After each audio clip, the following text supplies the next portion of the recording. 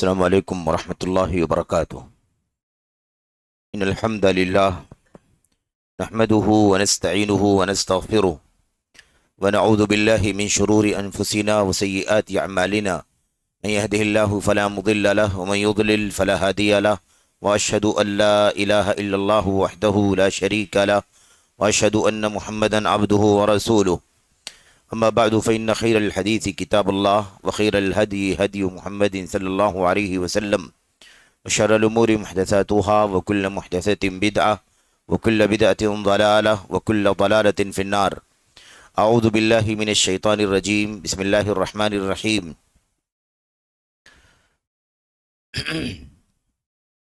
وَاعْبُدْ رَبَّكَ حَتَّى يَأْتِيَكَ الْيَقِينُ۔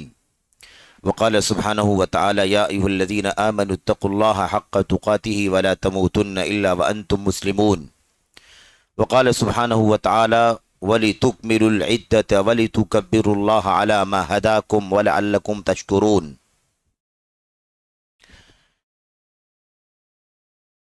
مرکز الدعوت الاسلامیہ والخیریہ کھیڑ کے اس مبارک مرکز کے زیر اہتمام جو ماہانہ اجتماعات منعقد ہو رہے ہیں، برسوں سے ان اجتماعات کا ماہانہ اور اسی طرح سے دیگر دروس کا، علمی دورات کا سلسلہ چل رہا ہے۔ اس سلسلے کی آج کی جو یہ کڑی ہے جو یہاں مرکز کی مسجد میں منعقد ہو رہی ہے، اس کڑی کے محترم موقر صدر گرامی فضیلت الشیخ عبد الواحد انور یوسفی اثری حفظہ اللہ، جو اس مرکز کے ہی نہیں پورے خطے کے علمی دعوتی سرپرست ہیں، اور آپ کی تصنیفی خدمات خصوصیت کے ساتھ اور پھر آپ کی زبانی خدمات اس پورے خطے میں، کوکن کے اس ساحل کے پہاڑ کے علاقے میں، پہاڑی علاقے میں الحمدللہ مشہور ہے، معروف ہے، ہر خاص و عام آپ کی گراں قدر کوششوں سے، آپ کی خدمات سے واقف ہے۔ اللہ سے دعا کریں کہ اللہ تبارک و تعالی ہمارے شیخ کی صحت اور تندرستی کے ساتھ، ہر قسم کی عافیت کے ساتھ، حسن عمل کے ساتھ عمر دراز کرے، انہیں صحت اور عافیت سے نوازے، اور اللہ عز و جل آپ سے ہم سب کو فائدہ اٹھانے کی مزید توفیق عطا فرمائے۔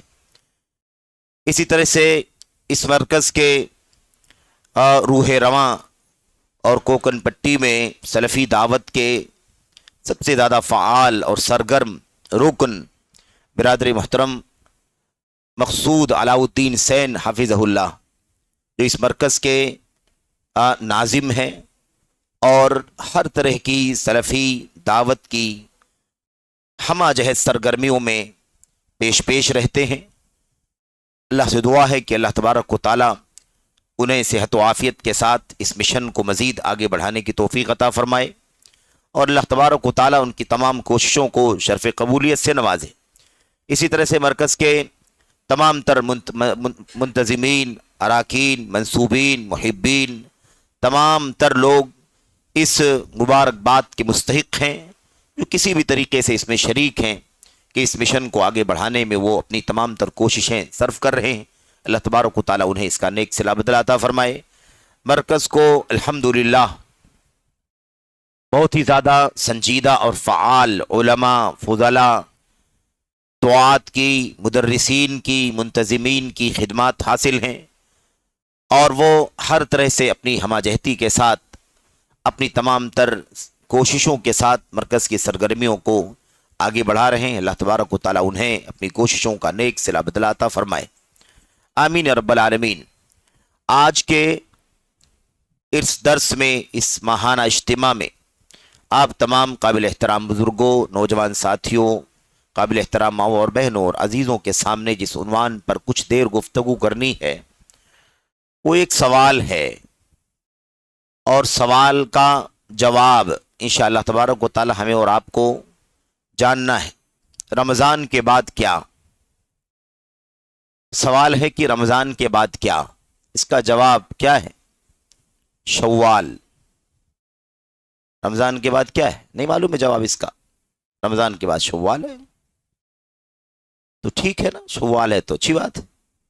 رمضان سے پہلے شعبان تھا، رمضان کے بعد شوال ہے، تو اب جواب کیا ہے؟ یہی نہیں ہے جواب نا، شوال ہے۔ اگر یہ جواب ایسے ہی سمجھ لیا جائے کہ رمضان کے بعد شوال ہے تو اس کا مطلب یہ ہوگا کہ رمضان میں تو بڑی محنت کی ہے، رمضان کے بعد شوال ہے تو چھٹی مل جائے گی، اب تو محنت نہیں کرنا پڑے گا، بڑی شب بیداری کی، بڑی قرآن کی تلاوت کی، ہم نے صدقات خیرات اور تمام تر اعمال صالحہ سے اس مہینے کو آباد کیا، تو اس کے بعد تو شوال ہے۔ تو رمضان کے بعد کیا؟ یعنی کیا رمضان کے بعد پھر وہی سب کر لینا ہے جو رمضان سے پہلے کرتے تھے؟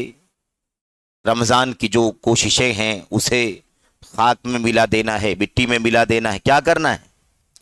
اس سلسلے میں ہمیں اور آپ کو چند باتیں کرنی ہیں۔ اللہ سے دعا کرتے ہیں کہ اللہ تعالی ہمیں اور آپ کو اس سلسلے میں جو کچھ تعلیمات اور ہدایات اللہ کے کلام کی آیات میں، اللہ کے نبی علیہ الصلوۃ والسلام کے فرمان میں، صحابہ کرام کی سیرت میں، اور ان کے بعد سلف امت تابعین وغیرہ کی زندگی میں بہت ساری باتیں آئی ہوئی ہیں، اللہ عز و جل ہمیں اور آپ کو اس حوالے سے ان باتوں کو سمجھنے کی توفیق عطا فرمائے، اور اللہ تبارک و تعالی ہمیں اور آپ کو عمل کی توفیق بخشے، آمین یا رب العالمین۔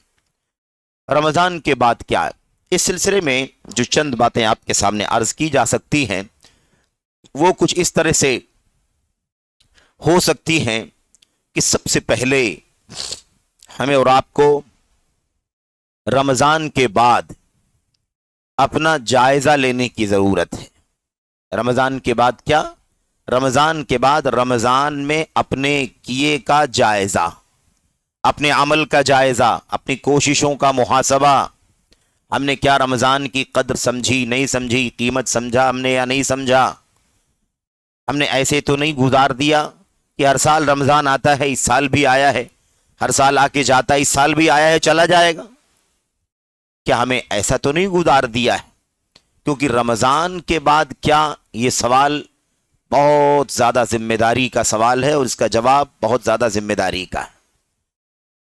حضرت امام ابن رجب الحنبلی رحمۃ اللہ علیہ نے اپنی کتاب لطائف المعارف فیما لمواسم العام من الوظائف، مشہور کتاب ہے، اور 7ویں صدی ہجری کے امام ہیں، عالم، وفات تو 8ویں صدی ہجری کے آغاز میں ہوئی ہے، تو اس امام نے، امام ابن رجب الحنبلی رحمۃ اللہ علیہ نے اپنی کتاب کے اندر چونکہ مختلف موسموں میں کیا کچھ کرنا چاہیے اس پر گفتگو کی ہے، اس لیے رمضان کے سلسلے میں بھی کافی گفتگو فرمائی ہے، اور بہت سارے اقوال سلف کے آثار اور ان کی باتیں نقل کی ہیں۔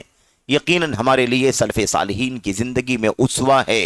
اللہ کے نبی صلی اللہ علیہ وسلم جو ساری امت کے امام ہیں، ساری انسانیت کے، سارے کائنات کے امام ہیں، آپ رأس السلف ہیں، امام السلف ہیں، آپ کے بعد صحابہ، تابعین، تبع تابعین بالترتیب ہمارے لیے اسوہ ہیں، نمونہ ہیں، آئیڈیل ہیں۔ ہمیں چاہیے کہ ہم ہر چیز میں ان کو اپنی زندگی میں نافذ کریں، ان کے رویے کو، ان کے عمل کو، ان کے سلوک کو ڈھونڈیں، تلاش کریں، یہ ہماری اور آپ کی ذمہ داری ہے۔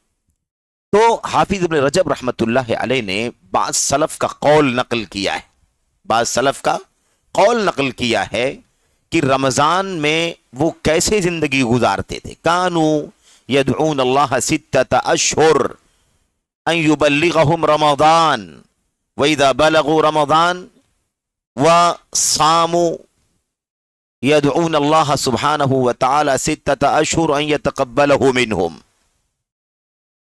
سلف صالحین 6 مہینے اللہ تبارک و تعالیٰ سے دعا کرتے تھے کہ اللہ انہیں رمضان تک پہنچا دے، اور اس کے بعد جب رمضان مل جاتا تھا تو 6 مہینے دعا کرتے تھے کہ اللہ تعالیٰ رمضان میں ان کی عبادتیں جو ہوئی ہیں اسے قبول فرما لے۔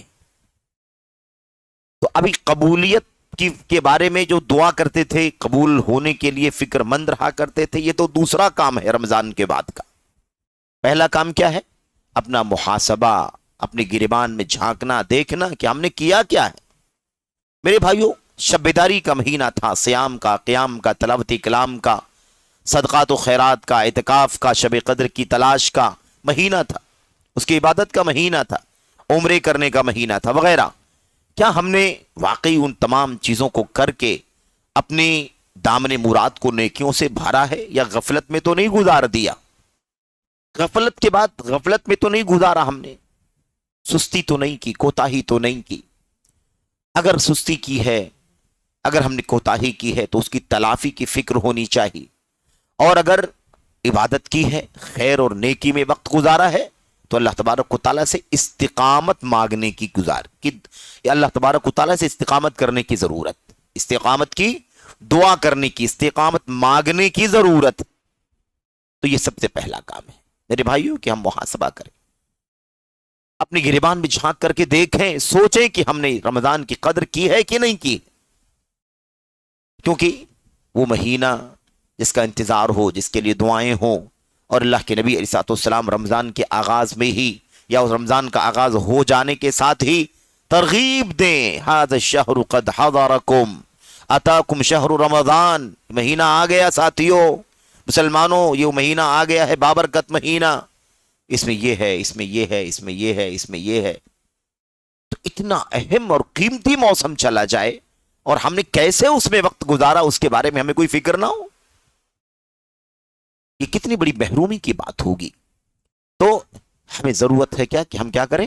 محاسبہ کریں. محاسبہ، اور یہ بہت بنیادی مسئلہ. جب ہم محاسبہ کرتے ہیں نا، چیک کرتے ہیں، جائزہ لیتے ہیں، تو ہمیں اندازہ ہو جاتا ہے کہ ہم نے جو کچھ وقت گزارا ہے وہ خیر سے گزارا ہے یا خیر سے نہیں گزارا، اس میں نیکیاں ہم نے کی ہیں کما حق ہوں یا نہیں کی ہیں. یہ بنیادی مسئلہ ہے. حافظ امام ابن القیم رحمۃ اللہ علیہ محاسبے کے بارے میں کہتے ہیں، محاسبہ یہ ہے، ہی ان یتصفح المرء ما صدر من افعالنا فی لیلہ ما صدر من افعال نہارہ. محاسبہ یہ ہے کہ انسان اپنی زندگی، اپنے گھنٹے، اپنے منٹ اور اپنے سیکنڈ کا تصفح کرے، یعنی ایک ایک کر کے چیک کرے، پلٹ پلٹ کر کے دیکھے رات کے وقت کی دن میں اس نے کیا کیا ہے. تو رات کے وقت ہمیں چیک کرنا ہے کہ دن میں ہمارا کیسا عمل رہا، ہم نے کیسی نیکی کی، بدی کی، اچھا کیا، برا کیا. تو یہ ذمہ داری ہے میرے بھائیوں. اور جب قیمتی موسم ہم سے گزرے تو ہماری ذمہ داری بڑھ جاتی ہے، کیونکہ قیمتی موسم تھا تو قیمتی موسم سے خاطر خواہ فائدہ اٹھانا ہماری اور آپ کی ذمہ داری تھی. تو ایک تو چیز کیا ہے؟ محاسبہ کرنا. اور بہرحال ہم اس سلسلے میں تفصیلی بات نہیں کریں گے، خود اپنے آپ میں ایک موضوع ہے محاسبے کا، تو ایسا نہ ہو کہ ہم زیادہ وقت اس میں لگا دیں. لیکن اتنی بات سمجھنا ہے کہ ہمیں جائزہ لینا، محنت کی ہے، نہیں کی ہے، اچھا کیا ہے، برا کیا ہے. کاروبار کے لیے تو نہیں رات رات بھر جاگے، دوڑ بھاگ کی، روزہ بھی رکھا کہ نہیں رکھا. بہت سارے لوگ کہتے ہیں میرا کام اتنا مشکل ہے کہ روزہ مجھ سے نہیں ہوتا،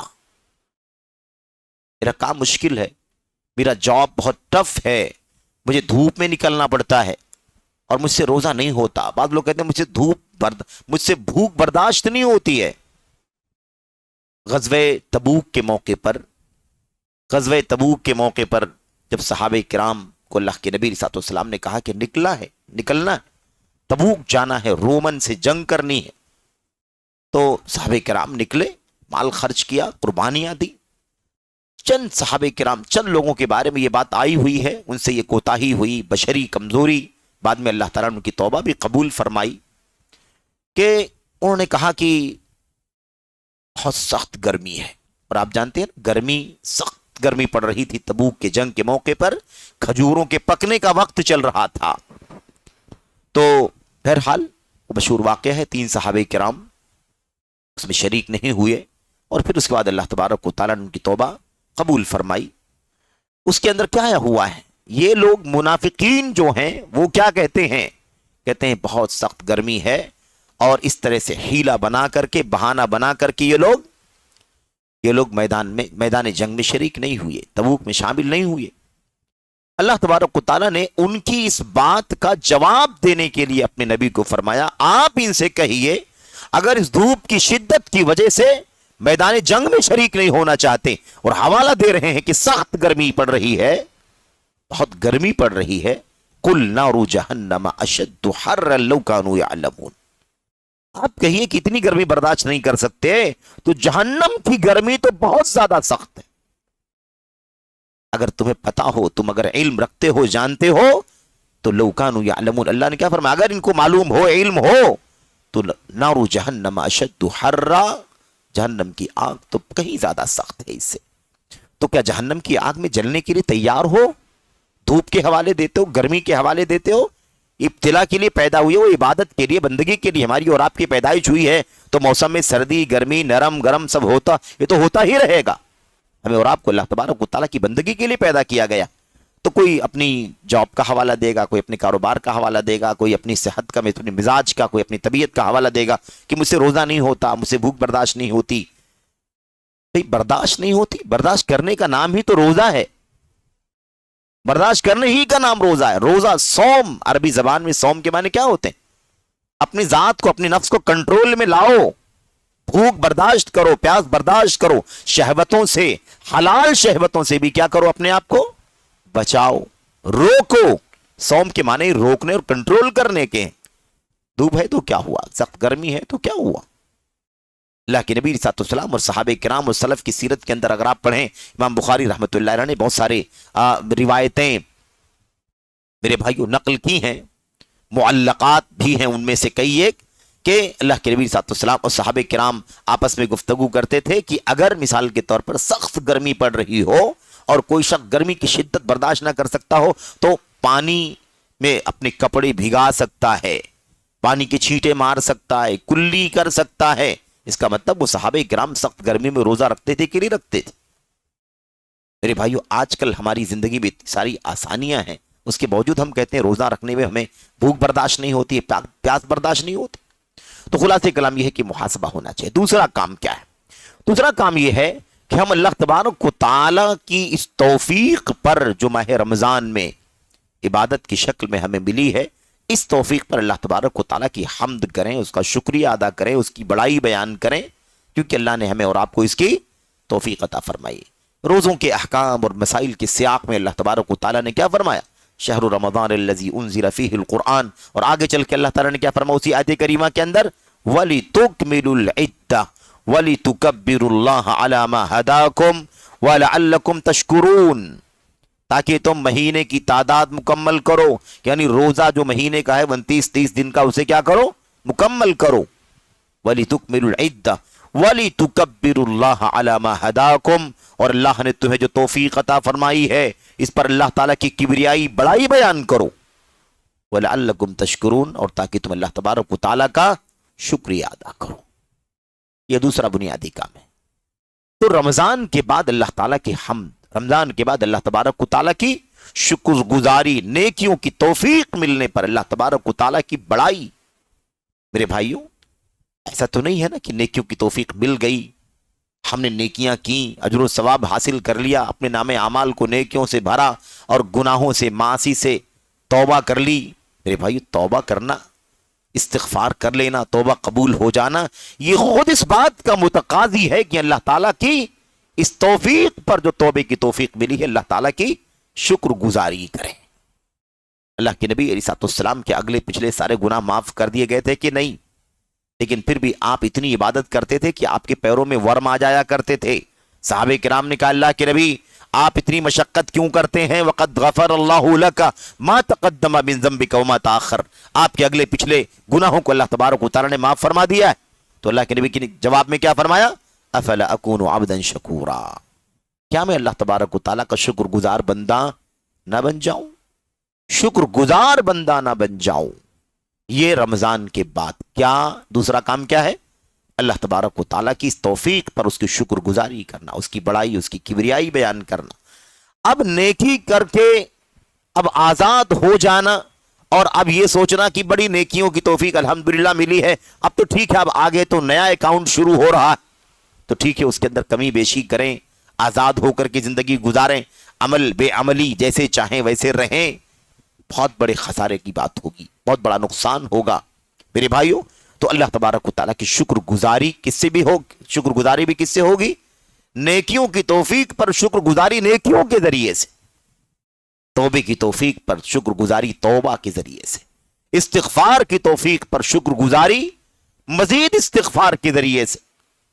اللہ نے معاف کر دیا ہے، مزید اللہ تعالیٰ کی کے لیے عمل، اپنی ذات کے لیے اللہ تبارک و تعالیٰ کو راضی کرنے کے لیے عمل صالح، نیکیاں تکبیر، کبریائی، بڑائی، اللہ تبارک و تعالیٰ کی حمد اور نیک عمل پر مداومت اور ہمیشگی، اس طرح سے ہمیں اور آپ کو اللہ تبارک و تعالیٰ کا شکر ادا کرنا چاہیے۔ تیسرا کام، رمضان کے بعد ہماری اور آپ کی کیا ذمہ داری ہے میرے بھائیوں؟ رمضان کے بعد ہماری اور آپ کی ذمہ داری یہ ہے کہ رمضان کے بعد بھی اللہ کو پہچانیں، بھول نہ جائیں۔ رمضان میں تو بہت نیکی، فرض کیا، فرض تو فرض ہے، روزہ تو رکھتے ہی، اس کے بعد نوافل کا اہتمام، گھنٹے 2 گھنٹے کھڑے ہو کے اللہ تبارک و تعالیٰ کی رضا کے لیے قیام کیا ہم نے، تقویٰ و خیرات کیے، نفلی عبادت اعتکاف ہم نے کی، شب بیداری ہم نے کی۔ میرے بھائیوں، میرے بزرگوں، اللہ تبارک و تعالیٰ کو رمضان کے بعد بھی پہچاننا ہے، رمضان کے بعد بھی پہچاننا ہے۔ آپ کے سامنے امام ابن رجب رحمت اللہ علیہ کا ذکر آیا۔ امام ابن رجب حنبلی رحمت اللہ علیہ نے سلف امت کے تابعین وغیرہ کے اقوال نقل کیے ہیں کہ ان کے سامنے جب کسی نے کہا کہ آپ کا کیا خیال ہے ان مسلمانوں کے بارے میں جو رمضان میں تو نیکیاں کرتے ہیں، عبادت گزاری کرتے ہیں، ریاضت کرتے ہیں، لیکن رمضان کے بعد پھر نہیں کرتے ہیں، سست ہو جاتے ہیں، غفلت کا شکار ہو جاتے ہیں، کیا خیال ہے آپ کا؟ تو انہوں نے کیا کہا؟ بئس القوم لا يعرفون اللہ الا فی رمضان۔ کتنے برے لوگ ہیں وہ، بڑے برے لوگ ہیں وہ جو اللہ تبارک و تعالیٰ کو صرف رمضان میں پہچانتے ہیں، غائب، لیکن رمضان کے لگتے ہی مسجدیں آباد اور رمضان کے ختم ہوتے ہی مسجدیں ویران، الا من رحم اللہ۔ تو بئس القوم لا يعرفون اللہ الا فی رمضان، برے ہیں وہ لوگ جو اللہ تبارک و تعالیٰ کو صرف رمضان میں پہچانتے ہیں۔ میرے بھائیوں، میرے بزرگوں، جس طرح سے ہم دنیا میں آپس میں ایک دوسرے کے ساتھ خود غرضی کا معاملہ کرتے ہیں، مفاد پرستی کا معاملہ کرتے ہیں، غرض ہے، ضرورت ہے، مقصد ہے تو تعلق ہے، سلام ہے، دوستی ہے نا، اپنائیت ہے، لگاؤ ہے، قربت ہے، اور جب مقصد ختم ہو گیا تو کیا کرنا؟ اسے فراموش کر دے۔ کیا اللہ تبارک و تعالیٰ کے ساتھ بھی ایک مسلمان ایسا کر سکتا ہے؟ بئس القوم، برے ہیں وہ لوگ جو ایسا کرتے۔ میرے بھائیوں، تو یہ بہت بنیادی مسئلہ ہے، کیا کہ اللہ تبارک و تعالیٰ کو رمضان کے بعد بھی پہچاننا ہے۔ کیوں؟ اس لیے کہ وہی رمضان جس کو ہم نے گزارا ہے اس کا رب اللہ ہے، اگلا شوال کا مہینہ اس کا بھی رب اللہ ہے، اس کے بعد ذوالقعدہ، ذی الحجہ، اور پھر اس کے بعد محرم سے لے کر کے سال کے بقیہ مہینے، ان سارے مہینوں کا رب کون؟ اللہ تبارک و تعالیٰ ہے۔ بندگی ہمیشہ کے لیے ہے، موسم کی، سیزن کی بندگی نہیں ہونی چاہیے، سیزن کی بندگی نہیں، موسم کی بندگی نہیں ہونی چاہیے۔ اگر رمضان میں ہی اللہ تبارک و تعالیٰ کو پہچانیں گے، رمضان کے بعد اللہ تبارک و تعالیٰ کو بھول جائیں گے، نہیں پہچانیں گے، فراموش کر دیں گے، اس کا مطلب یہ کہ موسم کے مسلمان ہو۔ اس لیے بعض سلف کہا کرتے تھے لا تکن شعبانیا ولا شوالیا بل کن رمضانی، لا تکن، کیا کہتے تھے؟ کہتے تھے کہ رمضانی شوالی مت بنو، رمضانی، شعبانی، شوالی، فلاں فلاں فلاں فلاں مہینے کو سیلیکٹ کرو، نیکی اور خیر کے کام میں دلچسپی لو، اور اس کے بعد اللہ تبارک و تعالیٰ کو بھول جاؤ۔ ایسا نہ کرو، بلکہ اللہ تبارک و تعالیٰ کی عبادت ہمیشہ کرو، رمضان ہو تو بھی، شوال ہو تو بھی، اس کے پہلے بھی، اس کے بعد بھی۔ تو خلاصہ کلام یہ ہے کہ ہم صرف اور صرف اللہ تبارک و تعالیٰ کو رمضان کے مہینے میں نہ پہچانیں، ہمیشہ اللہ تبارک و تعالیٰ سے اپنا تعارف رکھیں، اپنی پہچان رکھیں، اللہ کو پہچانیں۔ اللہ تبارک و تعالیٰ کی عبادت اور بندگی کے لیے ہمیں پیدا ہی کیا گیا ہے میرے بھائیوں۔ اس لیے ہماری اور آپ کی ذمہ داری کیا ہے؟ ہماری اور آپ کی ذمہ داری یہ ہے کہ ہم ہمیشہ اللہ تبارک و تعالیٰ کی عبادت اور بندگی، اس پر مزید بات آگے آ رہی۔ تیسرا کام، چوتھا کام کیا ہے میرے بھائیوں؟ چوتھی ذمہ داری رمضان کے بعد کیا ہے ہماری اور آپ کی؟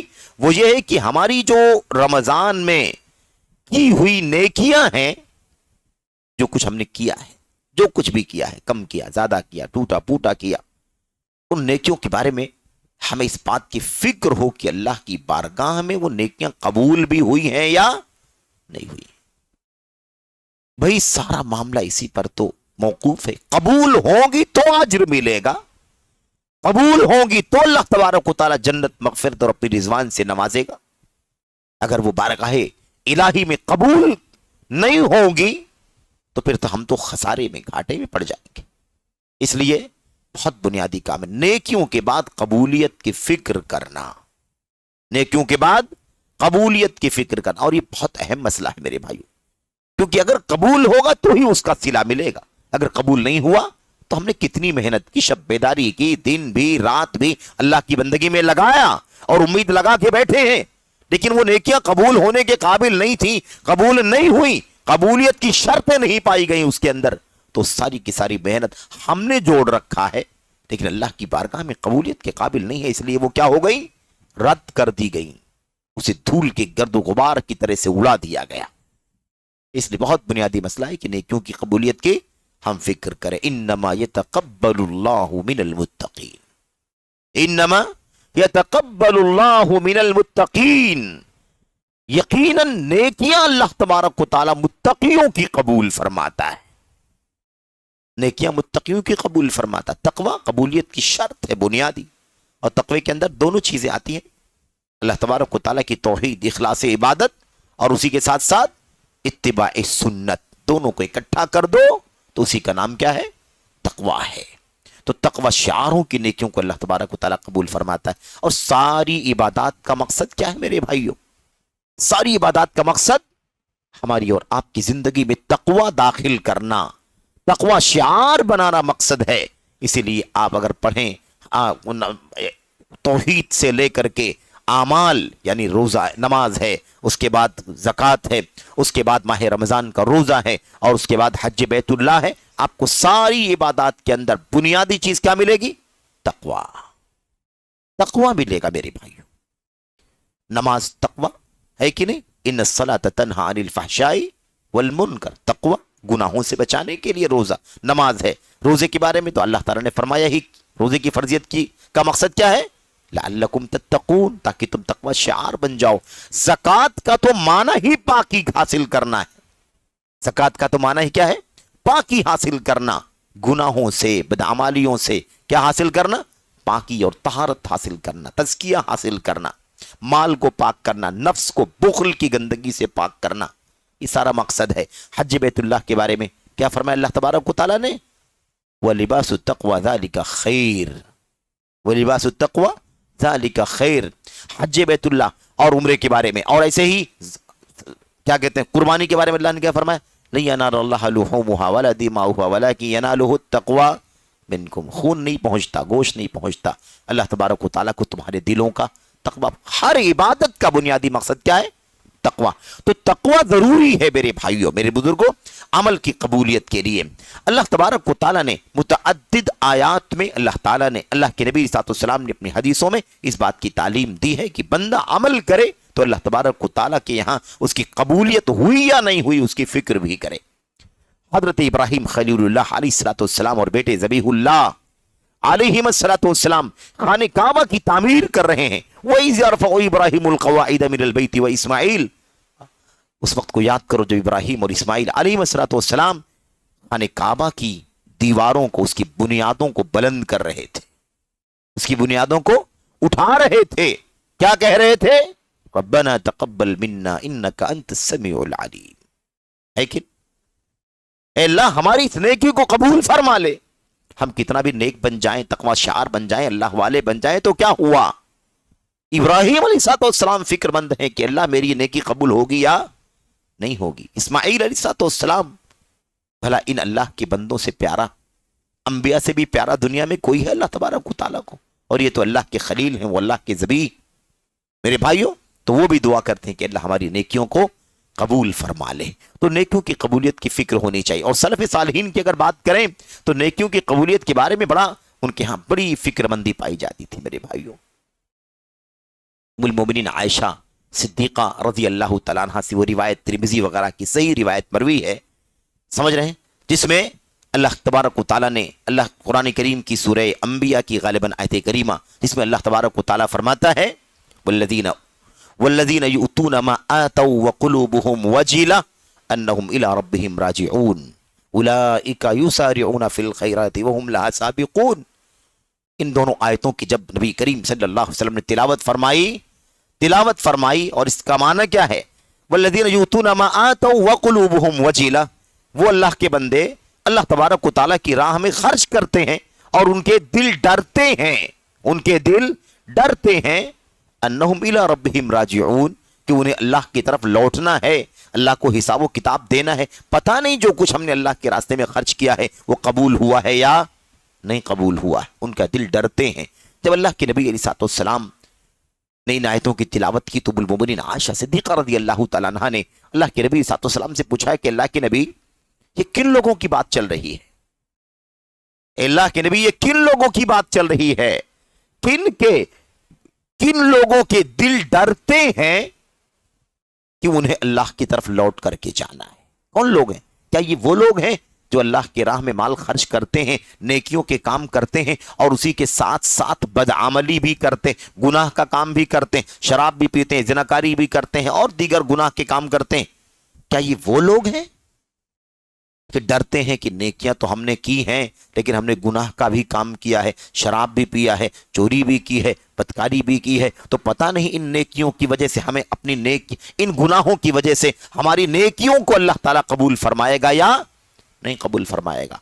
उम्मुल मोमिनीन आयशा सिद्दीक़ा रज़ियल्लाहु तआला अन्हा ने ऐसा समझा और अल्लाह के नबी अलैहिस्सलाम से पूछा तो अल्लाह के नबी ने फरमाया, ला यब्नत सिद्दीक, ला या आयशा, आयशा ये लोग नहीं है, ये लोग नहीं हैं जिनको तुम समझ रही हो कि नेकियां करने वाले हैं और कुछ गुनाहों के काम करते हैं, इसलिए डरते हैं कि पता नहीं अल्लाह के यहां वो नेकियां कबूल हुई या नहीं हुई।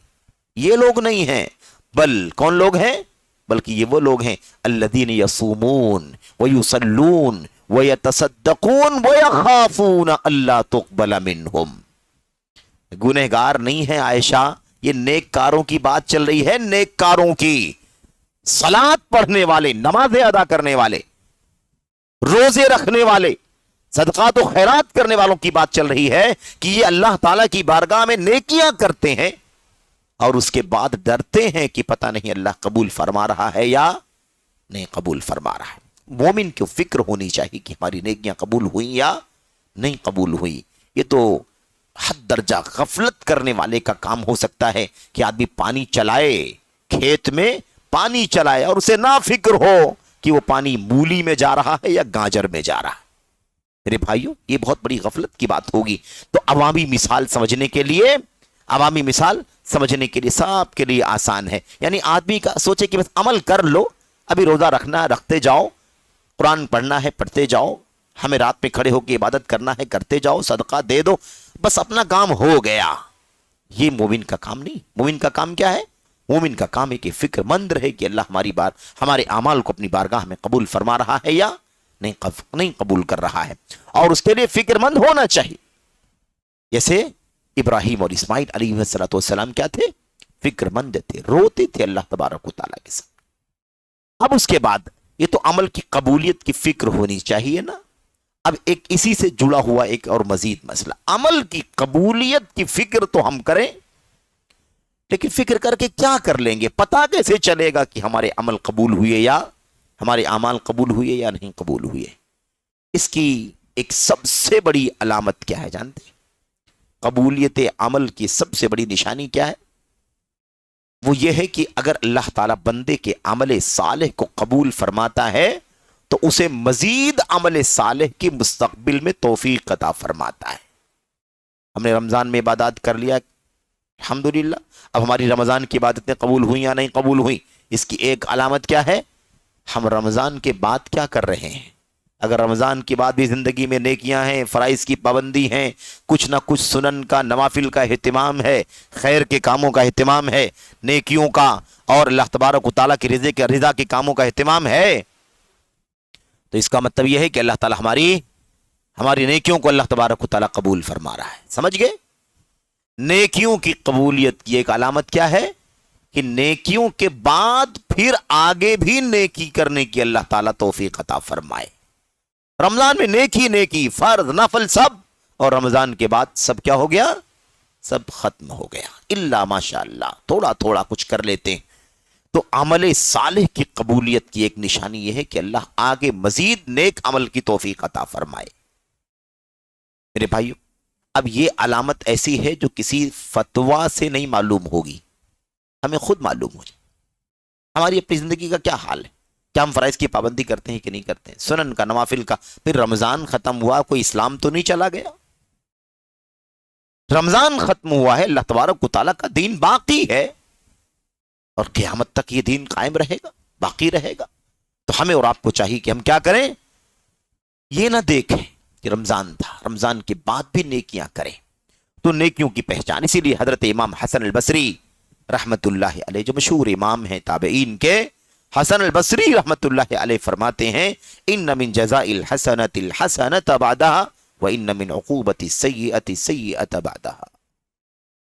نیکیوں کی سزا، نیکیوں کی جزا، نیکی کی جزا، نیکی کا بدلہ کیا ہے، اس کے بعد آگے بھی نیکی، نیکی کا بدلہ آگے بھی نیکی ہے.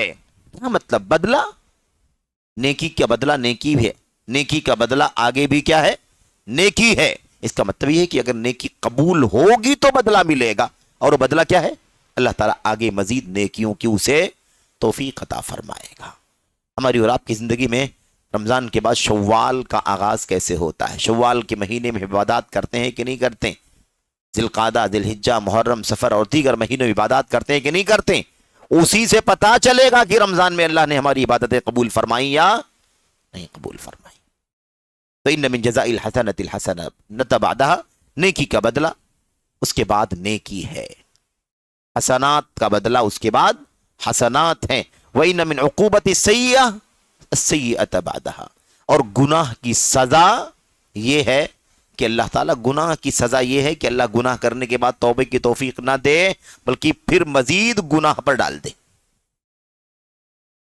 یہ گناہ کی سزا ہے میرے بھائیو، گناہ کی سزائیں بہت ساری، یہ گناہ کی فوری سزا ہے، فوری سزا ہے کہ انسان گناہ کرے اور اسے توبے کی توفیق نہ ملے، وہ استغفار نہ کرے، وہ معافی نہ مانگے، اپنے دامے اپنی ذات کو اس گناہ سے آزاد کرنے کی نہ سوچے بلکہ پھر آگے بھی گناہ پر گناہ کرتا جائے، گناہوں پر گناہ. تو گناہ کے بعد پھر گناہ کرتا ہے تو یہ گناہ کی پہلی سزا ہے. تو میرے بھائیو پتہ کیا چلا کہ نیکیوں کا بدلہ کب ملتا ہے، جب نیکی قبول ہوتی ہے، اور نیکی قبول ہو گئی تو اس کا بدلہ یہ ہے کہ اللہ تعالیٰ اس کو آگے بھی نیکیوں کی توفیق عطا فرمائے گا. تو یہ ہے نیکیوں کے قبولیت کی نشانی اور اس کی پہچان. اس کے بعد رمضان کے بعد ہمیں مزید کون سا کام کرنا ہے، کیا ذمہ داری ادا کرنی ہے، ایک دو باتیں اور میں خاص طور پر عرض کروں گا. نمبر 1، اگلی بات جو ہے وہ کیا ہے، رمضان کے بعد ہماری ذمہ داریوں میں سے جو بنیادی ذمہ داری ہے، جو کرنے کا کام ہے، وہ یہ ہے کہ میرے بھائیوں، ہم انہی نیکیوں پر آگے بھی استقامت کی زندگی گزاریں، آگے بھی استقامت کی زندگی گزاریں. قرآن کریم میں استقامت سے متعلق جو آیتیں آئی ہوئی ہیں، ان آیتوں میں سے کئی آیتیں، 2 آیتیں تو صراط کے ساتھ ہیں، اور بھی بہت ساری آیتیں استقامت کے معنی کی ہیں، ہے نا. ان الذين قالوا ربنا الله ثم استقاموا فلا خوف عليهم ولا هم يحزنون. ان الذين قالوا ربنا الله ثم استقاموا تتنزل عليهم الملائكة ولا تخافوا ولا تحزنوا وابشروا بالجنة التي كنتم توعدون نحن اولیاؤکم فی الحیات الدنیا وفی الآخرہ الى آخر الآیات. ان آیتوں میں ان الذین قالوا ربنا اللہ ثم استقاموا، جن لوگوں نے کہا کہ ہمارا رب اللہ ہے، پھر اس پر استقامت برتا.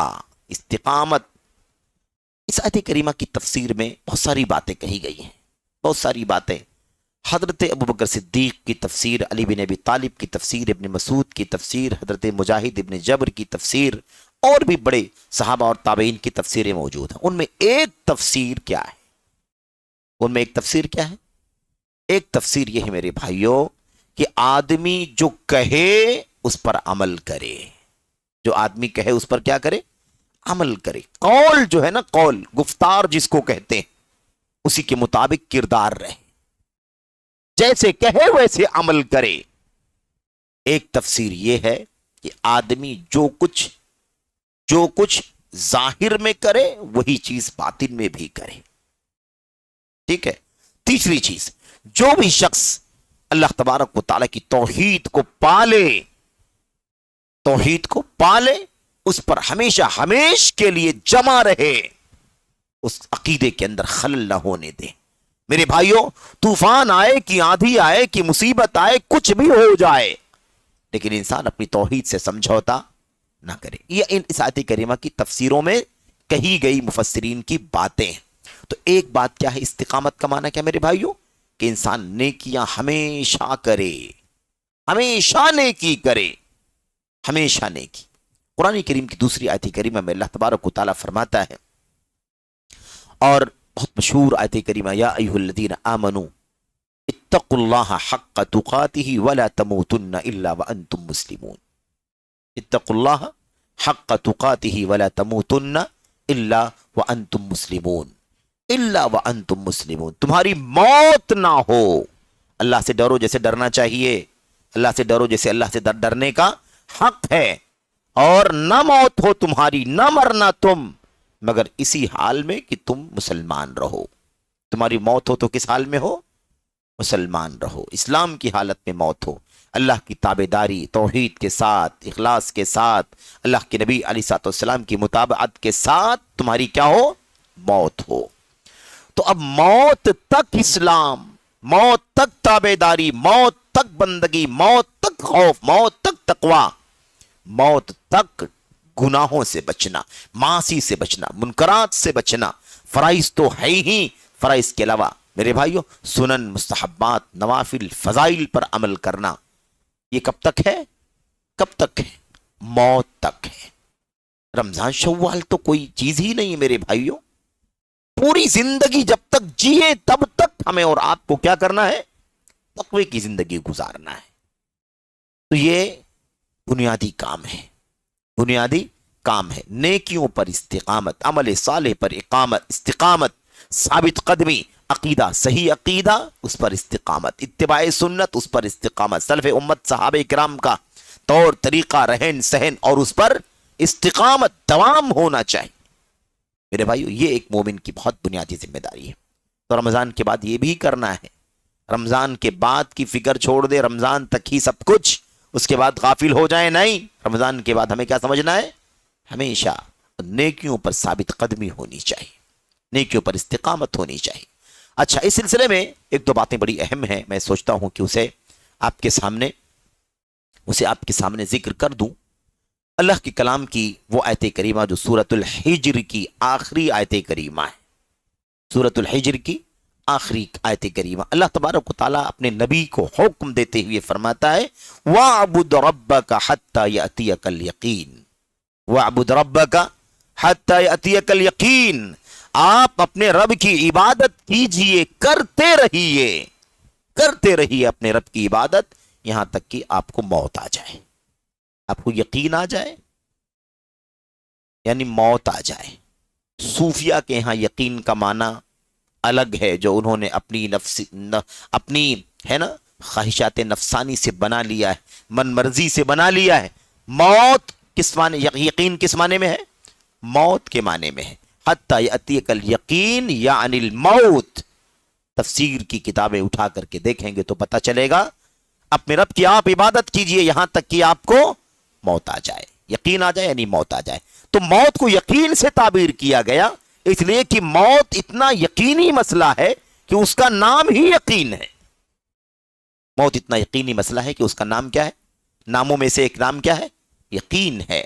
اور یہ بات یہاں اللہ تبارک و تعالیٰ نے فرمائی، یہ مشرکین کفار جو غافل تھے دنیا میں اور کفر اور شرک کی زندگی گزاری، بدعملی کی زندگی گزاری، قیامت کا دن ہوگا، اللہ تبارک و تعالیٰ ان سے محاسبہ کرے گا، تو وہ اپنی حالت زار بیان کریں گے، اپنی حالت زار بیان کریں گے۔ تو اس میں کیا کہیں گے؟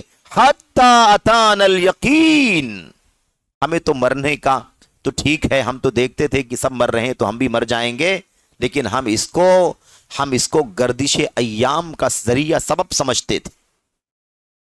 صبح شام گزر رہی ہے تو کچھ نہ کچھ حادثے، مصیبتیں تو ہوں گی، ان میں سے یہ بھی مصیبت، یہ مرتا ہے، وہ مرتا ہے، یہ مرتا ہے، وہ مرتا ہے، لیکن ہمارا یہ یقین نہیں تھا کہ ہم مرنے کے بعد دوبارہ زندہ ہوں گے۔ اسی دنیا، غفلت، تکذیب، جھٹلانا، اسی میں پڑے ہوئے تھے، غافل تھے مرنے کے بعد کی زندگی سے، یقین ہی نہیں تھا ہمارا. حتی اتانا الیقین، یہاں تک کہ ہمارے پاس کیا آ گیا؟ یقین آ گیا، یعنی موت آ گئی. غافل تھے، کھوئے ہوئے تھے، اور اسی حال میں موت آ گئی، اور اے اللہ آج ہم تیرے سامنے کھڑے. اس کا تو یقین ہی نہیں تھا ہمیں. تو یقین موت کے معنی میں. تو پتہ یہ چلا کہ مرتے دم تک کیا کرنا ہے؟ مرتے دم تک اللہ تعالیٰ کی عبادت کرنی، استقامت نیکیوں پر، نیکیوں پر استقامت دوام ہمیشگی ہونی چاہیے. حضرت حسن بصری کا بھی ذکر آپ کے سامنے چل رہا تھا. حسن بصری رحمت اللہ علیہ نے اس سلسلے میں اس آیت کریمہ کی سیاق میں بھی یہ بات کہی ہے. وہ کہتے ہیں ان اللہ سبحانہ وتعالی لم یجعل لعمل المؤمن اجلا دون الموت. ان اللہ سبحانہ وتعالی لم یجعل لعمل المؤمن اجلا دون الموت. اللہ تبارک و تعالی نے مومن کے عمل کے لیے کوئی وقت مقرر نہیں کیا ہے سوائے موت کی. مومن کے عمل کے لیے کوئی وقت مقرر نہیں کیا ہے کہ مومنوں 2 سال 5 سال 10 سال، یہ مہینہ، یہ ہفتہ، یہ صبح، وہ شام. لم یجعل لعمل المؤمن اجلا، اجل وقت مقرر. اللہ تعالیٰ نے مومن کے عمل کے لیے کہ مومن کب تک عمل کرے گا، کب تک نیکی کرے، اس کے لیے کوئی وقت مقرر نہیں کیا ہے کہ یہ حد ہے، یہ لمٹ ہے، یہاں تک عمل کرنا ہے، اس کے بعد چھٹی ہے. کوئی عمل، کوئی وقت مقرر نہیں کیا ہے. دون الموت، موت سے پہلے موت ہے اس کا وقت مقرر. اور اس کے بعد یہ بات کہنے کے بعد کیا کہا؟ یقول اللہ سبحانہ وتعالی وَاعْبُدْ رَبَّكَ حَتَّى يَأْتِيَكَ الْيَقِينُ. اپنے رب کی عبادت کرتے رہیے یہاں تک کہ آپ کو موت آ جائے. تو میرے بھائیوں، میرے بزرگوں، استقامت، نیکیوں پر استقامت ہونی چاہیے، ہمیشگی ہونا چاہیے، دوام ہونا چاہیے. غفلت میں پڑ جانا، بھول جانا. اور رمضان، اور اس سلسلے میں بہت عجیب و غریب قسم کے اقوال سلف کے موجود ہیں میرے بھائی. رمضان جو ہے نا، بسا اوقات کچھ لوگ، بعض لوگ، اللہ تعالی ہم سب کو عافیت عطا فرمائے، ایک بوجھ کی طرح سے گزارتے ہیں. کیا گزارتے ہیں؟ بوجھ کی طرح سے. سلف کہا کرتے تھے، نقل کیا ہے میرے بھائیوں، حضرت امام ابن رجب ہی نے نقل کیا، اور بھی علماء نے نقل کیا اپنی کتابوں کے اندر بعض سلف سے، کہ جو بھی شخص رمضان گزارتا ہو، پابندی کرتا ہو، تقوی کے ساتھ رمضان گزارتا ہو، اور اس کی دماغ میں کہیں چلتا ہو کہ رمضان کا مہینہ ختم ہوگا تو گناہوں کے کاموں کا راستہ کھلے گا، تو اللہ تبارک و تعالیٰ اس کی رمضان کی عبادتوں کو قبول نہیں فرمائے گا. کیونکہ میرے بھائیوں، عمل کی قبولیت کا دار و مدار کس پر ہے؟ نیتوں پر ہے. اس کی نیت میں یہ ہے کہ رمضان جائے گا تب میں گناہ کے کام کروں گا. گناہ کے کام کرنے کے لیے کوئی الگ سے کام کرنا نہیں، پھر نمازوں کی پابندی نہیں کرے گا. سب سے بڑا گناہ ہے کہ نہیں ایمان کے بعد؟ کتنا بڑا مسئلہ ہے.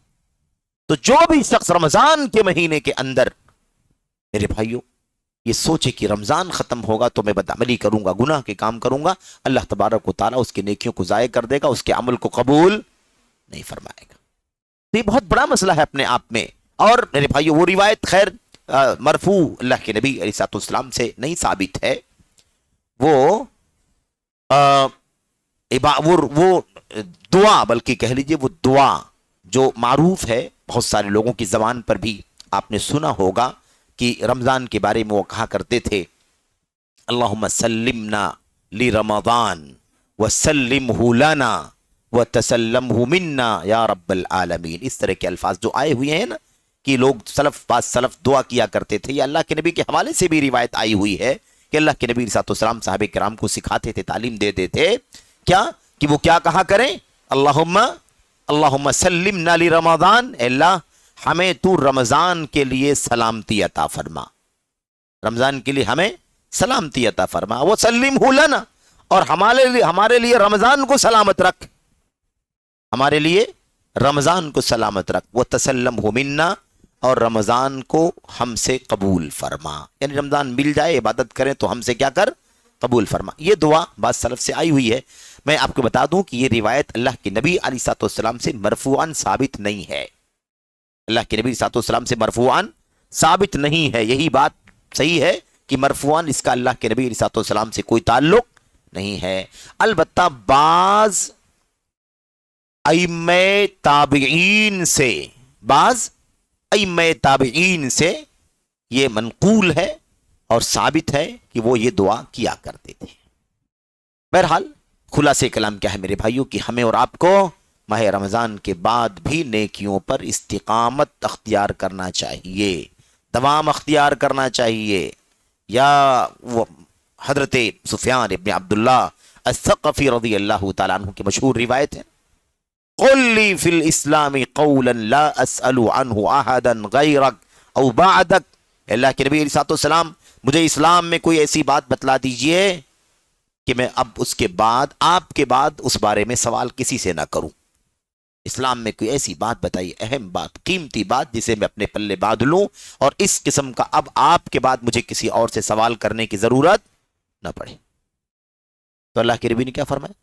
آپ نے فرمایا قل آمنت باللہ ثم استقم، قل آمنت باللہ ثم استقم، کہو اللہ تبارک و تعالیٰ پر میں ایمان لایا، ثم استقم، اور پھر اسی پر مضبوطی سے جمے رہو۔ میرے بھائیوں، رمضان تو گیا، شوال کی یہ تاریخیں چل رہی ہیں، شوال میں رمضان کے معاً بعد اللہ تبارک و تعالیٰ نے 6 روزے کی سنت عطا فرمائی ہے، جس کو شش عیدی کہتے ہیں۔ میرے بھائیوں، شوال کے 6 روزے کہتے ہیں، ہم سب جانتے ہیں۔ ہمیں اللہ تعالیٰ ان 6 روزوں کا اہتمام کرنے کی توفیق عطا فرمائے۔ تو رمضان کا مہینہ تو گیا ہے، لیکن نیکیوں کا سلسلہ باقی ہے۔ وہ نماز جو فرض تھی، فرض نماز بعد میں بھی باقی ہے۔ روزہ جو فرض تھا وہ فرض نہیں، لیکن اس کے بعد نفلی شکل میں روزے موجود ہیں۔ یہ دیکھو 6 روزے ہیں، جمعرات کا روزہ ہے، پیر کا روزہ ہے، اس کے علاوہ میرے بھائیوں محرم کا روزہ ہے، عرفہ کا روزہ ہے، عشر اولیٰ کا روزہ ہے ذی الحجہ کے، اور ایسے ہی میرے بھائیوں ایسے ہی ایام 20 کے روزے ہیں۔ یہ سارے روزے کیا ہیں؟ اللہ کے نبی علیہ السلام نے ہمارے لیے مشروع فرمائے ہیں۔ تو رمضان گیا ہے، لیکن نیکیاں، رمضان میں ہونے والی نیکیاں رمضان کے بعد کسی نہ کسی طرح سے مومن کی زندگی کے اندر موجود ہے۔ صدقات و خیرات رمضان کے بعد ہے کہ نہیں ہے؟ قرآن کی تلاوت رمضان کے بعد کریں گے کہ نہیں کریں گے؟ کرنا چاہیے یا نہیں کرنا چاہیے؟ تسبیحات، اذکار، دعائیں، استغفار ہمیں رمضان کے بعد بھی باقی ہے کہ نہیں باقی ہے؟ ایک مجلس میں اللہ کے نبی 100 مرتبہ اللہ تعالیٰ سے استغفار کیا کرتے تھے۔ یہ صورتحال تھی۔ اور اس کے بعد میرے بھائیوں، میرے بزرگوں، ساری عبادات آپ اگر دیکھیں تو ساری عبادات کسی نہ کسی طرح سے آپ کو رمضان کے بعد بھی اللہ تبارک و تعالیٰ نے عطا فرمائی ہے۔ اب ماہ رمضان کے بعد کیا؟ اس کے جواب میں ہمیں اور آپ کو 1-2 کام اور مزید کرنے ہیں۔ وہ یہ ہے کہ رمضان کے بعد نیکیوں پر استقامت کیسے کریں؟ یہ سب سے بڑا سوال ہے۔ ایسا نہیں ہے کہ ہر آدمی بدعملی ہی کرنا چاہتا ہے، بہت سارے ہمارے بھائی ہیں جو چاہتے ہیں کہ اللہ ہمیں جس طرح تو نے رمضان میں نیکیوں کی توفیق عطا فرمائی ہے، ہم چاہتے ہیں اللہ کے رمضان کے بعد بھی ہمیشہ نیک بن کر کے زندگی گزاریں، لیکن کیا کریں؟ کوشش کے باوجود بھی کیا ہوتا ہے؟ آدمی پابندی نہیں کر پاتا ہے، غافل ہو جاتا ہے اور گناہوں میں، معاصی میں، منکرات میں مبتلا ہو جاتا ہے۔ تو اس کے لیے کیا کرنا چاہیے؟ اس کے لیے کیا کرنا چاہیے؟ بہت بنیادی کام ہے میرے بھائیوں۔ یہ بھی ہماری اور آپ کی ذمہ داری کا حصہ ہے کہ ہم یہ فکر کریں کہ رمضان کے بعد ہمیں ہمیشہ پورے سال، اور پھر ہر سال اگر کہیں تو پوری زندگی، الدہر، ہمیشہ ہمیشہ ہمیں نیک بن کر کے رہنا، عمل صالح کر کے، عمل صالح کے ساتھ زندگی گزارنی، اس کی فکر تو ہمیں کیسے اس کی توفیق ہوگی؟ یہ مسئلہ کیسے آسان ہوگا ہمارے لیے؟ اس سلسلے میں 2-3-4 باتیں میں گزارش کرتا ہوں، اپنی ذات سے کے لیے عرض کرتا ہوں، اور آپ تم اپنے بھائیوں سے عرض کرتا ہوں کہ اللہ تعالی ہم سبوں کو اس کی توفیق عطا فرمائے، آمین یا رب العالمین۔ سب سے پہلا کام تو یہ ہے میرے بھائیوں کہ ہم جس عزم سے رمضان میں ہم نے نیکیاں انجام دی ہیں، عزم جانتے ہیں، پکا ارادہ، پکا ارادہ، اسی طرح کا پکا ارادہ رمضان کے بعد بھی قائم رکھیں گے تو رمضان کے بعد بھی نیکیاں ہم اپنی زندگی میں کرتے رہیں گے۔ بغیر عزم کے یہ کام نہیں ہو سکتا میرے بھائی. مشقت چاہتا ہے عمل، صبر چاہتا ہے. اور اسی لیے صبر نا رمضان کو کیا کہا گیا؟ شہر الصبر، صبر کا مہینہ ہے. اس لیے کہ انسان گناہوں کے کرنے سے صبر کرتا ہے کہ نہیں؟ نیکیوں کو انجام دینے پر صبر کرتا ہے. مشقت آ رہی ہے، پیاس کی مشقت آ رہی ہے، بھوک کی مشقت آ رہی ہے انسان کی اپنی جائز ضروریات اور خواہشات کے، لیکن پھر بھی کیا کر رہا ہے؟ برداشت کر رہا ہے. تو صبر، تو یہ صبر جانتے ہیں نا، اس کے بغیر کوئی بھی مشقت کا کام انجام نہیں پا سکتا. تو جس عازم نے ہم کو اس بات کا اہل بنایا کہ ہم پورے ایک مہینے 29 دن 30 دن، چاہے گرمی ہو، گرمی کی کتنی بھی شدت ہو میرے بھائیو، کام کتنی مشقت کا ہو، ہم نے عزم کیا تھا کہ اللہ ہم اس بندگی کے کام کو، رمضان کے مہینے کے روزے کو ہم لازماً رکھیں گے. ہے کہ نہیں؟ ہم نے عزم کیا، تب تو ہمیں اللہ تبارک و تعالیٰ نے اس میں کامیابی عطا فرمائی. تو ہمیں اس کے بعد بھی کیا کرنا ہے؟ عزم کرنا ہے، ہمیں عزم اور ہمت کے ساتھ. تو اس کے بغیر ہم بعد میں عمل نہیں کر سکتے، پابندی نہیں ہو سکتی میرے بھائیوں. ضروری ہے کہ ہم عزم کریں. نبی کریم صلی اللہ علیہ وسلم کی زندگی دیکھیں، آپ کی زندگی ہم جانتے ہیں، آپ کی سیرت جانتے ہیں، کس قدر عبادت گزار، کس قدر عبادت گزار، بندگی کرنے والے، راتوں کو جاگنے والے اور رونے والے، گڑگڑانے والے نبی کریم صلی اللہ علیہ وسلم. لیکن اللہ کے نبی علیہ السلام کی دعاؤں میں سے ایک دعا کیا تھی؟ اللہ کے نبی علیہ السلام کی دعاؤں میں سے ایک دعا، اور بڑی اہم دعا میرے بھائی، اللہم انی اسألوک الثبات فی الامر، اللہم انی اسألوک الثبات فی الامر والعزیمت علی الرشد. یہ دو الفاظ میں اللہ اکبر. حافظ ابن القیم رحمت اللہ علیہ اپنی کتاب میں جب اس دعا پر بات کرتے ہیں نا تو کہتے ہیں ہذان جماع الفلاح، یہ دو خوبیاں، یہ دو صفتیں جو اللہ کے نبی علیہ السلام اللہ سے مانگتے تھے، ایک مومن کی زندگی میں یہ کامیابی کا مجموعہ ہے، کامیابی کا نچوڑ ہے، کامیابی کا فلاح کا میرے بھائیوں خلاصہ ہے. وہ کیا ہے؟ اللہم انی اسألوک الثبات فی الامر والعزیمت علی الرشد. اے اللہ میں تجھ سے نیکی کے معاملے میں ثابت قدمی کا سوال کرتا ہوں. نیکیوں کے معاملے میں میں تجھ سے ثابت قدمی کا سوال کرتا ہوں. ثابت قدمی، ہمیشہ کام کروں، ہمیشہ نیکی کروں، ہمیشہ نیکی کی پابندی کروں، اس کا سوال کرتا ہوں. لیکن یہ کام کیسے ہوگا؟ والعزیمت علی الرشد، نیکی کے کام پر، رشد کا مطلب نیکی کا کام، بھلائی کا کام، نیکی اور بھلائی کے کام پر پکا ارادہ مانگتا ہوں تجھ سے. بھائی ہمیں اگر سخت سے سخت سردی میں اٹھ کر کے سفر کرنے کے لیے اگر ایئرپورٹ جانا ہو، اٹھ کے جاتے ہیں کہ نہیں جاتے ہیں؟ سخت سردیوں میں ہمیں ٹرین پکڑنی ہے، جاتے ہیں کہ نہیں جاتے ہیں بھائی؟ تب تو ہماری ٹرینیں نہیں چھوٹتی، ہماری فلائٹیں نہیں چھوٹتی، ہم سارا کام کرتے ہیں کہ نہیں کرتے؟ کیوں کر لیتے ہیں؟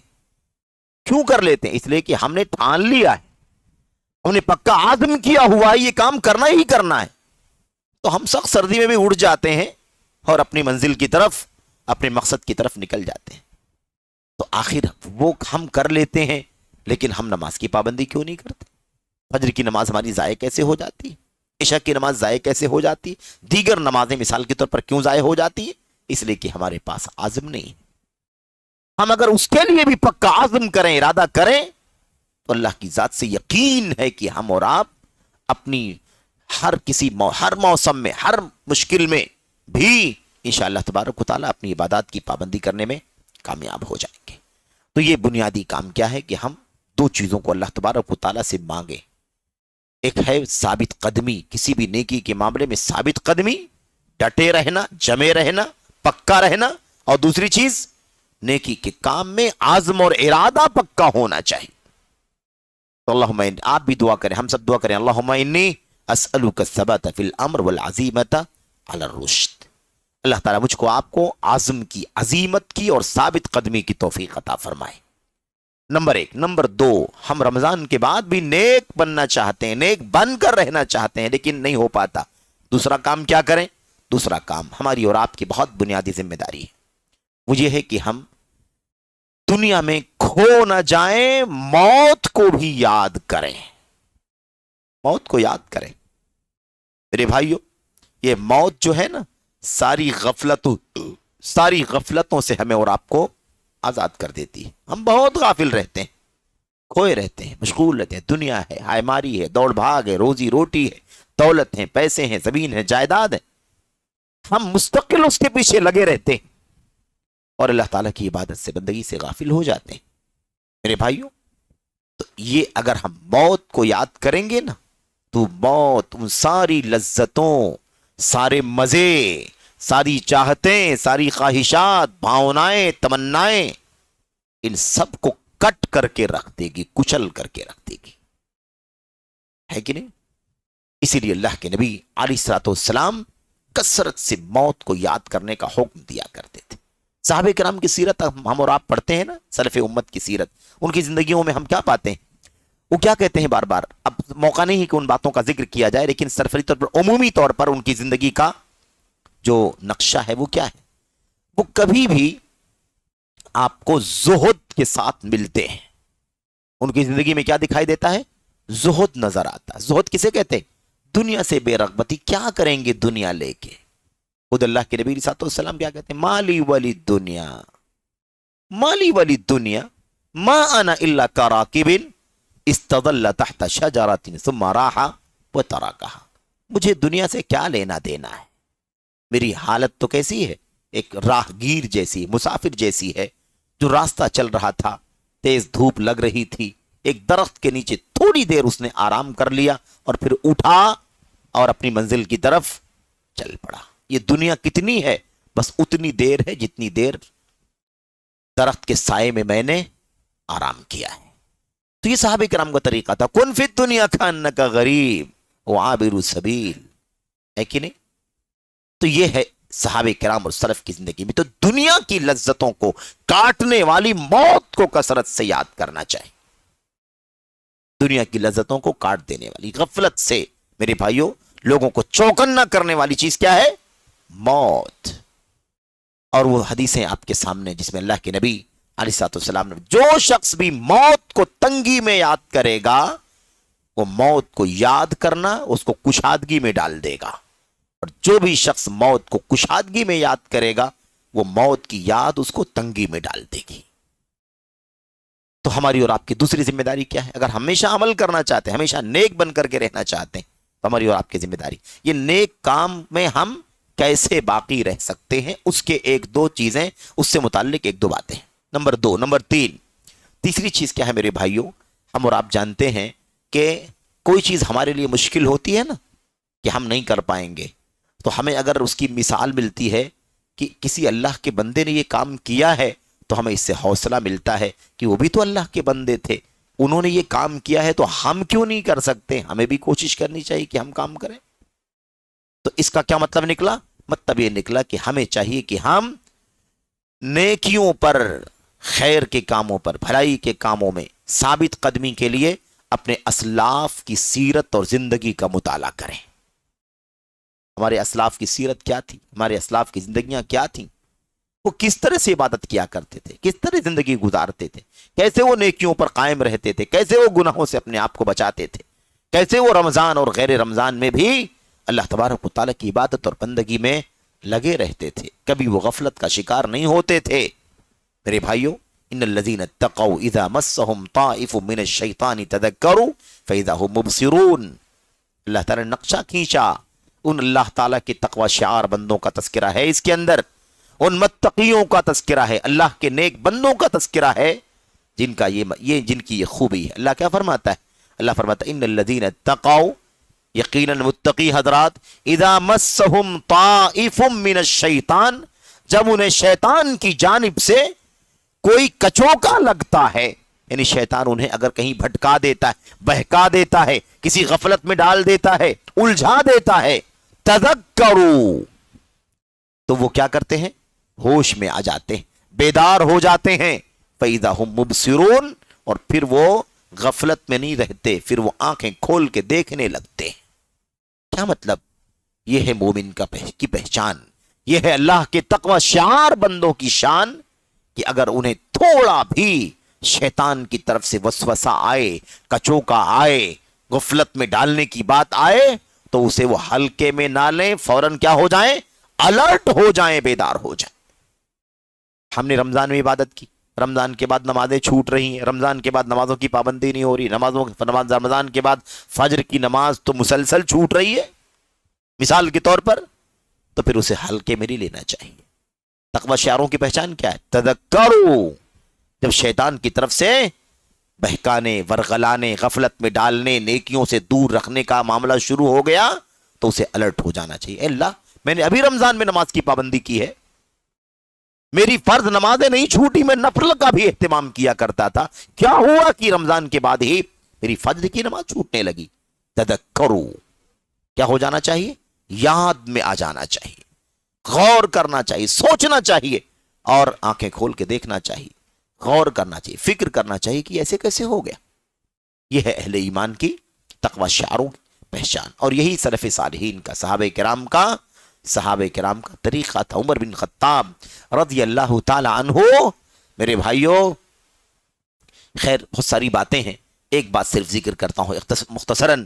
عمر بن خطاب رضی اللہ تعالی عنہ باغ کی دیوار کے پیچھے سے گزرے، باغ کی دیوار کے پیچھے سے گزرے، انہیں ایسا لگا کہ اکیلا ہوں میں، یہاں کون ہے؟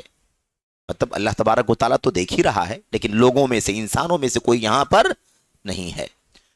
انہیں اپنی زبان کے سلسلے میں احساس ہوا کہ زبان غلط چل رہی ہے۔ زبان کیا چل رہی ہے؟ غلط چل رہی ہے۔ کبھی زبان پر برے الفاظ آ جا رہے ہیں، کبھی مثال کے طور پر لا یعنی باتیں آ جا رہی ہیں، کبھی سب و شتم آ جا رہا ہے۔ تو انہوں نے تنہائی میں، انہیں احساس ہوا، انہوں نے اپنی انگلیوں سے زبان کو پکڑا اور کھینچنے لگے، اور کیا کہا؟ لَتَتَّقِيَنَّ، یا تو باز آ جا بد زبانی کرنے سے، برے الفاظ استعمال کرنے سے، او لأعذبنک، اور اگر نہیں باز آئے گی تو میں تجھے سخت عذاب دوں گا۔ اور اپنی زبان کو کھینچنے لگی یہ کہہ کر کے۔ اتنے میں اچانک کوئی آدمی باغ کی دیوار کے پیچھے سے ان سے ملاقات ہو گئی، اور یہ منظر دیکھ لیا کہ عمر بن خطاب زبان کو کھینچ رہے ہیں اور کہہ رہے ہیں لَتَتَّقِيَنَّ أَوْ لَأُعَذِّبَنَّكَ، یا تو باز آ جا اور یا تو میں تجھے سخت عذاب دوں گا۔ یعنی اپنی زبان، احساس انہیں اپنے گناہوں کا۔ تو جب یہ منظر انہوں نے دیکھا، بڑے پریشان ہوئے اور کہا یا امیر المومنین، اے امیر المومنین، یہ کیا کر رہے ہیں؟ یہ کیا کر رہے ہیں؟ ایسا مت کیجیے، آپ کیا اپنی جان ہلاک کر دیں گے؟ انہوں نے کہا یہ زبان حد سے زیادہ باہر ہو گئی ہے، حد سے باہر نکل گئی ہے، کنٹرول سے باہر نکل رہی، کوئی بھی اول فول چیز بول رہی۔ حالانکہ زبان کس کی ہے میرے بھائی؟ انہی کی جو زبان، میری ہی تو زبان ہے۔ اس کا مطلب احساس اپنے آپ کو دلانا ہے کہ اسے کنٹرول میں رکھنا ہے، اسے کنٹرول میں رکھنا۔ تو یہ صحابہ کرام کا طریقہ ہوا کرتا تھا میرے بھائیوں، میرے بزرگوں۔ تو خلاصہ کلام، اچھا بہرحال، تو ایک دو باتیں اور میرے بھائی۔ اللہ کے کلام، اللہ کے نبی علیہ السلام کے فرمان میں انسان اگر ہمیشہ نیک عمل کی زندگی گزارنا چاہتا ہے تو اس کے لیے ایک بہت بڑا سبب اور ذریعہ کیا ہے؟ اللہ تبارک و تعالی سے، آخری بات ہے، استقامت کی دعا کرنا۔ اللہ ہی ہمیں گناہوں سے بچا سکتا ہے، اللہ ہی ہمیں شیطان کے وسوسوں سے بچا سکتا ہے، اللہ ہی ہمیں نیک کار بنائے رکھ سکتا ہے۔ اس لیے ہمیں کیا کرنا ہے؟ ہمیں میرے بھائیوں اللہ تبارک و تعالیٰ سے دعا کرنی ہے، سب سے آخری ہتھیار ہے یہ۔ ہم ساری کوشش کر لیں اور اس کے بعد بھی اگر اپنے مقصد میں کامیاب نہ ہو تو ہمیں کیا کرنا چاہیے؟ اپنے اللہ کو پکارنا چاہیے، اللہ کو پکارنا چاہیے۔ ربنا هب لنا من ازواجنا وذرياتنا، ہے کہ نہیں؟ ہمیں اللہ تبارک و تعالیٰ سے مانگنا ہے، تو ہمیں کیا کرنا ہے؟ ربنا لا تزغ قلوبنا ربنا لا تزغ قلوبنا بعد اذ ہدیتنا وہب لنا من لدنک رحمہ۔ اے اللہ، تو نے ہمارے دل کو ہدایت دے دی ہے، اس کے بعد اب اسے ٹیڑھا مت کرنا. دل ہدایت پا چکے ہیں, تو نے ہمارے دلوں کو ہدایت دی. اس چھوٹی سی دعا میں بہت ساری باتیں ہیں, بڑی عظیم عبرتیں. اس سب سے بڑی بات تو کیا ہے؟ ربنا لا تزغ قلوبنا, اے اللہ ہمارے دلوں کو مت موڑنا, بعد اذ ہدیتنا, بعد اس کے کہ تو نے ہمیں ہدایت دی ہے. پتہ ہی چلتا ہے کہ ہدایت کون دیتا ہے؟ اللہ تبارک و تعالی ہدایت دیتا ہے. اس لیے اللہ سے دعا کرو کہ اللہ ہدایت دینے والا ہدایت پر رکھے اور ہمارے دلوں کو کجی, انحراف اور ایسے ہی میرے بھائیوں ضلالت کی طرف, گمراہی کی طرف نہ لے کر کے جائے. یہ ہماری اور آپ کی, یہ ہمارا اور آپ کا سب سے بڑا ہتھیار ہے, سب سے بڑی ہمارے لیے میرے بھائیوں یہ دعا بہت بڑی چیز ہے. اللہ کے نبی علیہ السلام اسی سلسلے میں دعا کیا کرتے تھے نا. جب بھی گھر میں آتے تھے, گھر سے باہر نکلتے تھے تو کیا دعا کرتے تھے؟ یہی دعا ہمیشگی کی دعا کرتے تھے نا. اپنے دل کو, اپنی دل کی ثابت قدمی کے لیے دعا کیا کرتے تھے. گناہوں سے اللہ تبارک و تعالی ہمارے دلوں کو پھیر کر کے نیکیوں پر ثابت کر دے, اس کے لیے اللہ کے نبی علیہ السلام دعا کیا کرتے تھے. یہ ہمارا اور آپ کا طریقہ ہونا چاہیے. ہمارا اور آپ کا ہمیشہ تعلق قرآن کریم سے قائم رہنا چاہیے. قرآن کریم ان بیمار دلوں, ان بیمار دل یا بوسیدہ دل, میرے بھائیوں جو دل پرانا ہو جاتا ہے, جو دل پرانا ہو جاتا ہے, اس دل کو رینیو کرنے کا کام کرتا ہے قرآن. اللہ کے نبی علیہ السلام کہا کرتے تھے, ان الایمان لا یخلق فی جوف احدکم کما یخلق الثوب فاقرؤوا القرآن یجدد الایمان فی قلوبکم. دعا کرتے تھے, کیا کہتے تھے؟ کہتے تھے اے لوگو, فرماتے تھے اے لوگو سن لو, ایمان جو ہے نا, ایمان وہ تمہارے دلوں میں پرانا ہو جاتا ہے جیسے تمہارے کپڑے یوز کرنے سے پرانے ہو جاتے ہیں. کپڑے یوز کرنے سے کیا ہو جاتے ہیں؟ پرانے ہو جاتے ہیں, بوسیدہ ہو جاتے ہیں, پہننے کے لائق نہیں رہتے, انسان نہیں پہننا چاہتا. تو اللہ کے نبی نے کیا فرمایا؟ بالکل ویسے ہی سمجھ لو, سمجھنے کے لیے کہ ایمان بھی تمہارے دل کے اندر کیا ہوتا ہے؟ پرانا ہو جاتا ہے, بوسیدہ ہو جاتا ہے. فقرؤوا القرآن یا فتلوا القرآن یجدد الایمان فی قلوبکم, اس لیے تم قرآن کریم کی تلاوت کیا کرو, قرآن کریم کی تلاوت کرتے رہو, وہ ایمان کو تمہارے اندر نیا کر دے گا, وہ تمہارے اندر ایمان کی تجدید کر دے گا. یہ چیز ہونی چاہیے. اور میرے بھائیو اسی لیے ہمارے اسلاف قرآن کریم کی تلاوت کرتے تھے, زار و قطار روتے تھے, اللہ تبارک و تعالیٰ کے سامنے روتے تھے, گڑگڑاتے تھے. ہماری اور آپ کی ذمہ داری بھی یہی ہے کہ ہم اور آپ کیا کریں؟ قرآن کریم سے ہمیشہ رشتہ مضبوط رکھیں.